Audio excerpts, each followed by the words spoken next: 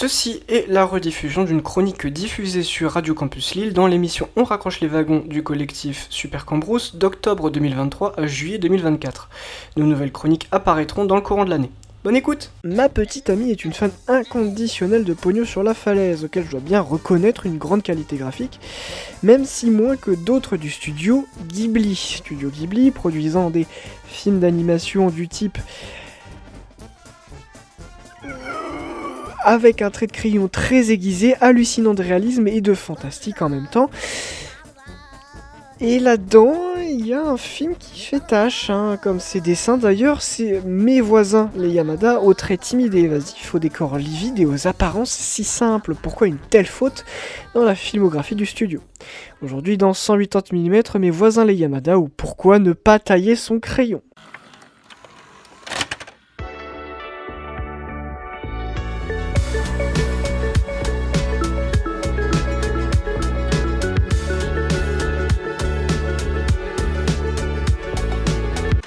Bienvenue dans 180 mm, votre focus sur l'œuvre et sur la culture, et bonjour à vous, je suis Théo. Et j'espère que vous passez une bonne journée.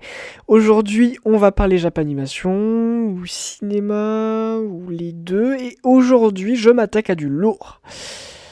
Mes voisins les Yamada est le 11e long métrage du prestigieux studio Ghibli, 4e d'Isao Takahata, sorti en 1999, et étant l'adaptation d'un sériel d'Isaichi Ishii, paraissant dans le quotidien Asahi Shimbun entre 91 et 97, et se présentant sous la forme de 4 comic strips, aussi appelés Yonkoma. Le film, comme le sériel, présente des tranches de vie de la famille Yamada, une famille somme toute pas plus bizarre qu'une autre, avec son lot de conflits qui n'en sont pas vraiment, de railleries entre les membres et de câlins au coin du feu l'hiver. On va suivre, dans des séquences toutes indépendantes, les pérégrinations de Nonoko, la plus petite, adorable mais très naïve, Noboru, l'aîné bosseur mais résolument mauvais en maths malgré ses efforts, et qui est à l'âge des intrigues amoureuses, Matsuko, la mère dont la principale préoccupation est de savoir ce qu'elle veut faire à manger, Takashi, le père souhaitant transmettre ses passions à son fils et salaryman comme dans la famille type japonaise de l'époque, et enfin Shige, la grand-mère dont l'entêtement semble être le sport préféré.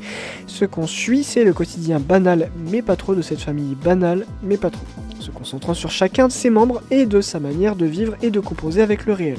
À mon grand étonnement et désarroi, le film a été un relatif échec, n'ayant même pas réussi à rentrer dans ses frais, échec que je mets volontiers sur le dos du contraste avec les autres films de la firme. Car Ghibli, c'est la fantaisie. Totoro, Mononoke, Chihiro, Porco Rosso, Kiki, ces films se passent dans un univers autre, où les cochons parlent, où la magie existe et où l'esprit de la forêt ne hante pas mes cauchemars, en clair des choses qui n'existent pas.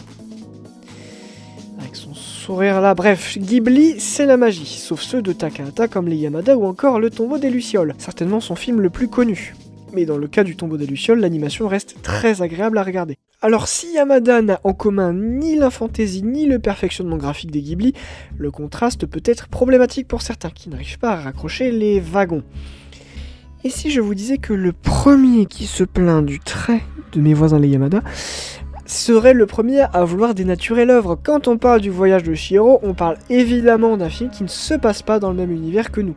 Le film se passe dans un monde fait de nouvelles règles, de nouvelles habitudes, de nouvelles normes, en clair dans une toute autre diégèse radicalement différente. C'est ce qui rend, à mon sens, les films Ghibli bien plus immersifs que les classiques d'animation Disney, mais ça n'est qu'un avis propre. Alors que les Yamada se passent dans notre monde et c'est ses tranches de vie, la trame de l'histoire, des tranches de vie simples, avec des lieux que l'on connaît, dans lesquels on est déjà immergé, le salon, la cuisine, la chambre, la rue, le centre commercial, les intrigues ne nécessitent pas de sauver le monde, elles n'ont pas d'autres enjeux que la famille, la maison et les bêtises que l'on peut faire ou dire.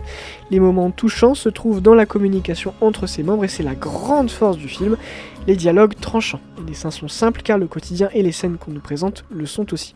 Et voilà pourquoi, avec les Yamada, on ne taille pas son crayon. Il ne me reste plus qu'à vous souhaiter une bonne fin de journée, bonne continuation dans On raccroche les wagons, vive toutes les formes de culture, la bise!